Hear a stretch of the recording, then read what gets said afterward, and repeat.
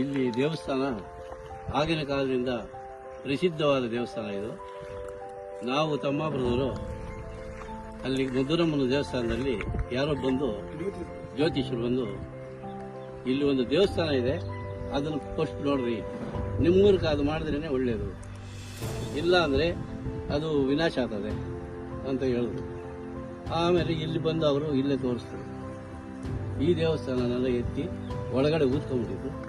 ಆ ಹೂಳು ತೆಗೆದು ಒಳಗಡೆ ವಿಗ್ರಹ ಇತ್ತು, ಮುಚ್ಕೊಂಡಿತ್ತು.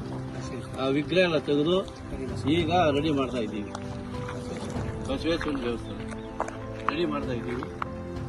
ಈ ಅಮೃತ ಶಿಲೆ ಮಾತ್ರ ಅದು ಒಳಗಡೆ ಆ ಥರ ದೇವರು 5 ಅಡಿ ಒಳಗಡೆ ಅದು ಇಂಪ್ರೂವ್ ಮಾಡ್ತಾ ಇದ್ದೀವಿ.